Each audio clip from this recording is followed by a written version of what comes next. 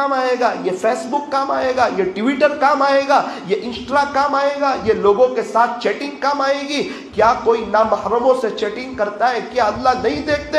اس کا سب سے بڑا نقصان موت کے وقت کلمہ نہیں ملتا ہے. اور جو اپنے دل میں نامحرم کو بساتی ہے اللہ اس دل سے نکل جاتا ہے. اللہ کو ایسے دل کی کوئی ضرورت نہیں. پھر اس عورت کی اگر اس کے ساتھ شادی ہو جائے، شادی کے 2 مہینے کے بعد نانی دادی یاد آ جاتی ہے، میاں بیوی میں لڑائی شروع ہو جاتی ہے. یہ کیا بات ہے؟ یہ کیا ماحول ہے؟ منگنی کے بعد ہونے والے میاں بیوی ایک دوسرے سے بات کر رہے ہیں اور ماں باپ اس کی اجازت دے رہے ہیں. نا نا نا نا نا، ابھی نکاح نہیں ہوا ہے، ابھی نکاح نہیں ہوا ہے، ابھی بات کرنا حرام، ابھی ایک دوسرے کو دیکھنا حرام، ابھی ملنا حرام، بھی شادی کے موقع پر ایک دوسرے کو دیکھنا حرام. او میری بہن، او میرے بھائی، تو اپنے آپ کی حفاظت کر.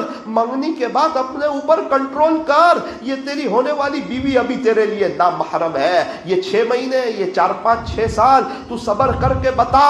ابھی تیری شادی ہوگی، یہ بیوی تیرے پاس آئے گی، 1 مہینے کے بعد تمہاری لائف نارمل ہو جائے گی. پھر خدا تیری 50 60 سال کی لائف سنوارے گا، اولاد نیک دے گا. شادی کے بعد ہر رات پہلی رات لگے گی، ہر دن پہلا دن لگے گا. میاں بیوی میں محبت ہوگی، دونوں ایک دوسرے کی خوبیاں دیکھیں گے، دونوں کو ایک دوسرے کے بغیر نہیں چلے گا. محبت بڑھتی چلی جائے گی. تیری اولاد بڑی ہوگی، اس کی منگنی ہوگی، وہ بھی نامحرموں سے بات نہیں کرے گا. خدا تیرے پورے گھرانے کو آباد کرے گا. اور اگر تو نے اپنا دماغ لگایا، اگر تو نے اپنی سوچ لگائی کہ وہ کسی سے بات کرتا ہو جائے گا، اگر میں نے بات نہ کی تو وہ کسی سے بات کرتی ہو جائے گی، اس لیے مجھے بات کرنا ضروری ہے. اس موقع پر میں اللہ کو ناراض کروں گا، سامنے والے کا خیال رکھوں گا. اگر ایسا کیا تھوڑی دیر مزہ آئے گی، شادی کے 2 مہینے کے بعد اچھا لگے گا، 50 60 سال کی لائف برباد ہو جائے گی، زندگی تلخ ہو جائے گی، حالات کا شکار ہو جائے گا. پریشانی، لڑائی جھگڑے، میاں بیوی میں آپس میں جھگڑے. او میرے بہن، میرے بھائی، اللہ کو ناراض کر کے کوئی خوش نہیں رہتا.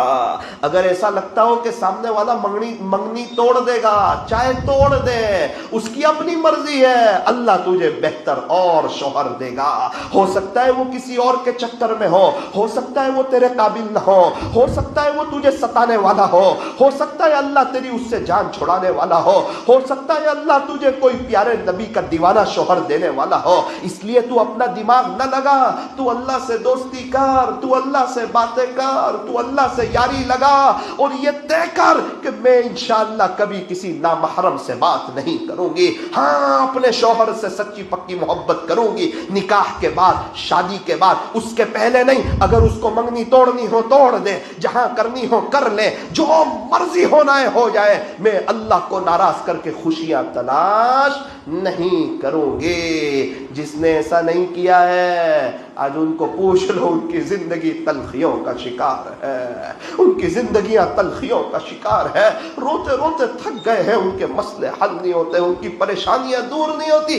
مجھے 20 نوجوان ملتے ہیں، 2 ایسے ملتے ہیں جس نے منگنی کے بعد بات نہ کی ہوتی ہے. وہ مجھے کہتے ہیں مولانا ہر رات پہلی رات لگتی ہے، ہر دن پہلا دن لگتا ہے، بہت مزہ آتی ہے زندگی گزارنے کی. اور جس نے باتیں کی تھی، جو محبت کی باتیں کی تھی، اللہ کو دیکھتے ہوئے اللہ کی زمین پر اللہ کو ناراض کیا تھا، اور اس نامحرم لڑکی کو اپنے دل میں بسایا تھا جب تک نکاح نہیں ہوا تھا.